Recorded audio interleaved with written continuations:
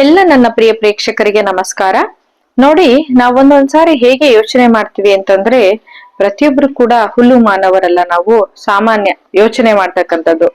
ನಾವು ಒಂದೊಂದು ಬಾರಿ ಹೇಗೆ ಯೋಚನೆ ಮಾಡ್ತೀವಿ ಅಂದ್ರೆ, ನಾವು ಈ ಊರಿನಲ್ಲಿ ಹುಟ್ಟೋ ಬದಲು ಮತ್ತೆಲ್ಲೋ ಹುಟ್ಟಬೇಕಾಗಿತ್ತು ಅಂತ ಯೋಚನೆ ಮಾಡ್ತೀವಿ. ಹಾಗೆ ನಾವು ಮಾಡ್ತಾ ಇರೋ ಕೆಲ್ಸದಲ್ಲಿ ಸಮಾಧಾನ ಇರಲ್ಲ. ಆಗ ನಾವು ಈ ವೃತ್ತಿಯನ್ನ ಮಾಡ್ಬಾರ್ದಾಗಿತ್ತು, ಇದ್ರ ಬದಲಿಗೆ ನನಗೆ ಇನ್ನೊಂದ್ ಕೆಲ್ಸ ಸಿಕ್ಕಿದ್ರೆ ಚೆನ್ನಾಗಿತ್ತಲ್ವಾ ಅಂತ ಅನ್ಸಿರುತ್ತೆ ಅಲ್ವಾ. ಆ ರೀತಿಯಾಗಿ ಅನ್ಸ್ದಾಗ ಈ ಒಂದು ಪುಟ್ಟ ಕಥೆಯನ್ನ ಘಟನೆಯನ್ನ ನಾವು ನೆನಪು ಮಾಡ್ಕೋಬಹುದು. ಏನಪ್ಪಾ ಅಂತಂದ್ರೆ, ಒಂದು ಊರಿನಲ್ಲಿ ಒಂದು ಊರಿನ ಹೊರಗಿರ್ತಕ್ಕಂತಹ ಪುಟ್ಟ ಗುಡಿಸಲಿನಲ್ಲಿ ಚಿಕ್ಕ ವಯಸ್ಸಿನ ಗಂಡ ಹೆಂಡತಿ ಇಬ್ರು ಇದ್ರು. ಮನೆಯಲ್ಲಿ ಬಡತನ ಇತ್ತು, ಆದ್ರೆ ಮನಸ್ಸಿನಲ್ಲಿ ಪ್ರೀತಿಯ ಶ್ರೀಮಂತಿಕೆ ತುಂಬಿತ್ತು. ಒಮ್ಮೆ ಗಂಡನಿಗೆ ರಸ್ತೆಯಲ್ಲಿ ಬೀಜಗಳಿರ್ತಕ್ಕಂತಹ ಪೊಟ್ಟಣ ಸಿಗುತ್ತೆ.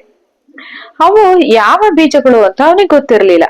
ಆತ ತನ್ನ ಗುಡಿಸಲಿನ ಮುಂದಿದ್ದ ಖಾಲಿ ಜಾಗದಲ್ಲಿ ಅವನ್ನ ಬಿತ್ತಿದ. ಕೆಲವೇ ತಿಂಗಳಲ್ಲಿ ಅಲ್ಲಿ 4-5 ಹೂವಿನ ಗಿಡಗಳು ಹುಟ್ಟಿದ್ವು. ಡೇರೆ ಹೂವಿನ ಗಿಡಗಳು ಹುಟ್ಟಿದ್ವು. ಕೊಂಚ ಸಮಯದಲ್ಲಿ ಅವು ಹೂ ಬಿಡಲಾರಂಭಿಸಿದವು. ಬಣ್ಣ ಬಣ್ಣದ ಹೂಗಳು ನೋಡಲು ಒಂದಕ್ಕಿಂತ ತುಂಬಾ ಚೆನ್ನಾಗಿದ್ವು, ಒಂದಕ್ಕಿಂತ ಒಂದು ತುಂಬಾ ಚೆನ್ನಾಗಿದ್ವು. ಯುವ ದಂಪತಿಗಳ ಮಧುರವಾದ ಬದುಕಿಗೆ ಈ ಹೂ ಗಿಡಗಳು ಮತ್ತಷ್ಟು ರಂಗನ್ನ ತಂದಿದ್ದವು. ಒಂದು ಬೆಳದಿಂಗಳ ರಾತ್ರಿ ದಂಪತಿಗಳು ಗುಡಿಸಲಿನಲ್ಲಿ ಮಲಗಿದ್ದರು. ಆಗ ಹೂವಿನ ಗಿಡಗಳು ತಮ್ಮ ತಮ್ಮಲ್ಲೇ ಮಾತನಾಡಿಕೊಳ್ಳುತ್ತಿದ್ದವು. ಒಂದು ಗಿಡ, ನಾನು ಬೀಜವಾಗಿದ್ದಾಗ ನಾನು ಅರಮನೆಯ ತೋಟದಲ್ಲಿ ಬಿತ್ತಲ್ಪಡುತ್ತೇನೆ. ನಾನು ಹೂ ಬಿಡಲಾರಂಭಿಸಿದಾಗ ರಾಜ ರಾಣಿಯರು ನನ್ನ ಹೂಗಳ ಸೌಂದರ್ಯಕ್ಕೆ ಮರುಳಾಗುತ್ತಾರೆ. ಹೂಗಳನ್ನ ಕಿತ್ತು ಅರಮನೆಯ ಚಿನ್ನದ ಹೂದಾನಿಗಳಲ್ಲಿಡುತ್ತಾರೆ. ಹೂಗಳ ಸೌಂದರ್ಯವನ್ನ ಮೆಚ್ಚಿಕೊಳ್ಳುತ್ತಾರೆ ಎಂದು ಯೋಚಿಸುತ್ತಿದ್ದೆ. ಆದರೆ ನನ್ನ ಗ್ರಹಚಾರ ಸರಿಯಿಲ್ಲ.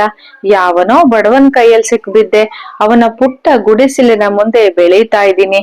ನನ್ ಬಾಳೆ ಹಾಳಾಗೋಯ್ತು ಅಂತ ಹೇಳ್ಬಿಟ್ಟು ಹೂವಿನ ಗಿಡ ಇನ್ನೊಂದು ಹೂವಿನ ಗಿಡಕ್ಕೆ ಹೇಳ್ತಾ ಇತ್ತು. ಮತ್ತೊಂದು ಗಿಡ ಹೇಳ್ತು, ಯಾವ್ದೋ ದೊಡ್ಡ ತೋಟದಲ್ಲಿ ಬೆಳಿತೀನಿ ಅಂತ ನಾನ್ ಅನ್ಕೊಂಡಿದ್ದೆ.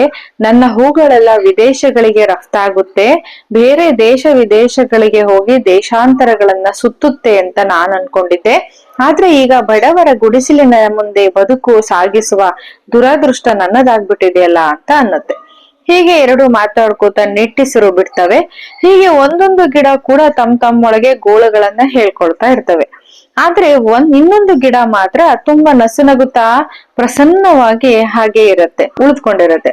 ಆಗ ಆ ಗಿಡವನ್ನ ಕೇಳಿ ಈ ಮಾತಾಡ್ಕೋತಿದ್ವಲ್ಲ ಆ ಗಿಡ ಕೇಳ್ತವೆ, ಏನಯ್ಯ ನಿನಗೇನು ಕನ್ಸುಗಳೇ ಇರ್ಲಿಲ್ವೇನೋ, ಅಥವಾ ನಿನ್ ಕನ್ಸು ಈ ಭಿಕಾರಿಗಳ ಗುಡಿಸಲಿನಲ್ಲಿ ಸೇರ್ಬೇಕು ಅಂತ ಏನಾದ್ರು ಆಗಿತ್ತೋ ಏನೋ ಅಂತೇಳಿ ಕೇಳ್ತವೆ.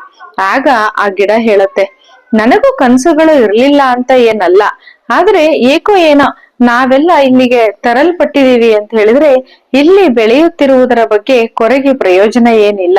ಆದ್ರೆ ನನಗೆ ಪ್ರತಿನಿತ್ಯ ಸಂತಸ ತರುವ ಅನೇಕ ವಿಷಯಗಳಿದಾವೆ. ಮನೆಯಾತ ಬೀಜಗಳನ್ನ ಹಾಕಿದ್ನಲ್ಲ ಅವನು. ಮನೆಯಾತ ಪ್ರತಿದಿನ ಹೊರಗೆ ಹೋಗೋ ಮುಂಚೆ ನಮ್ಮನ್ನೆಲ್ಲ ನೋಡಿ ಒಂದ್ಸರಿ ತನ್ನ ಹೆಂಡತಿಗೆ ಹೇಳ್ತಾನೆ, ಈ ಹೂವು ನಿನಗಿಂತ ಎಷ್ಟು ಕೆಂಪಾಗಿದೆ ಅಂತ ಹೇಳ್ತಾನೆ. ಆಗ ಪ್ರೀತಿಯಿಂದ ಚೂಡಾಯಿಸ್ತಾನೆ.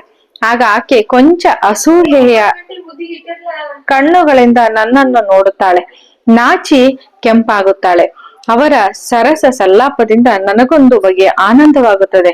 ಆಕೆ ಬೆಳಗ್ಗೆ ನನ್ನಿಂದ ಒಂದೆರಡು ಹೂಗಳನ್ನ ಕಿತ್ತುಕೊಂಡು ಹೋಗಿ ಗುಡಿಸಲಿನಲ್ಲಿರುವ ದೇವರ ಚಿತ್ರಕ್ಕೆ ಸಿಕ್ಕಿಸಿ ನಮಸ್ಕರಿಸುತ್ತಾಳೆ. ಆಗ ನನಗೆ ಜನ್ಮ ಸಾರ್ಥಕವೆನಿಸುತ್ತದೆ. ಸಂಜೆ ಗುಡಿಸಲಿನ ಮುಂದೆ ಹೋಗುವ ಶಾಲಾ ಬಾಲಕಿಯರು ಆಸೆ ತುಂಬಿದ ಕಣ್ಣುಗಳಿಂದ ನಮ್ಮ ಹೂಗಳನ್ನ ನೋಡುತ್ತಾರೆ. ಗುಡಿಸಲಿನಾಕೆ ಒಂದೆರಡು ಹೂಗಳನ್ನ ಕಿತ್ತು ಅವರಿಗೆ ಕೊಡುತ್ತಾಳೆ. ಅವರು ಸಂಭ್ರಮದಿಂದ ನಮ್ಮನ್ನ ಅವರ ಮನೆಗೊಯ್ಯುತ್ತಾರೆ. ದಂಪತಿಗಳ ಬದುಕು ಮಧುರವಾಗಿರಲು ಕಾರಣವೇನೆಂಬ ಸಂತಸ ನನಗಿದೆ. ಶಾಲಾ ಬಾಲಕಿಯರ ಸಂಭ್ರಮವನ್ನ ಕಂಡು ನಾನು ಸಂಭ್ರಮಿಸುತ್ತೇನೆ.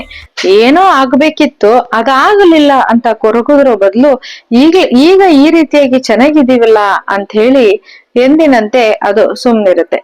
ನೋಡಿ, ನಾವು ಬದುಕಿನ ಸಾರ್ಥಕತೆ ಅಂತಕ್ಕಂಥದ್ದು ಎಲ್ಲಿ ಬಿತ್ತಿದ್ರೆ ಅಲ್ಲಿ ಭವ್ಯವಾಗಿ ಬೆಳೆಯುವುದ್ರಲ್ಲಿ ಇದೆಯೋ ಹೊರ್ತು ಬಾಳೋದ್ರಲ್ಲಿ ಇದೆಯೋ ಹೊರ್ತು ಆ ಸಾರ್ಥಕತೆಯನ್ನ ನಾವ್ ಎಲ್ಲಿದೀವೋ ಅಲ್ಲಿ ಕಂಡ್ಕೋಬೇಕು.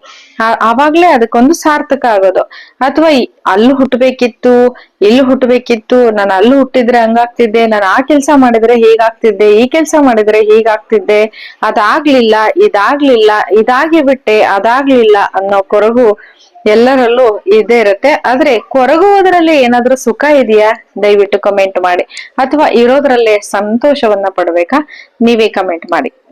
Thank you. ದಯವಿಟ್ಟು ವಿಡಿಯೋ ಇಷ್ಟ ಆಗಿದ್ರೆ ಶೇರ್ ಮಾಡಿ, ಸಬ್ಸ್ಕ್ರೈಬ್ ಆಗಿ, ಒಳ್ಳೆ ಒಳ್ಳೆ ವಿಚಾರಗಳನ್ನ ಸ್ನೇಹಿತರೊಂದಿಗೆ ಹಂಚ್ಕೊಳ್ಳಿ.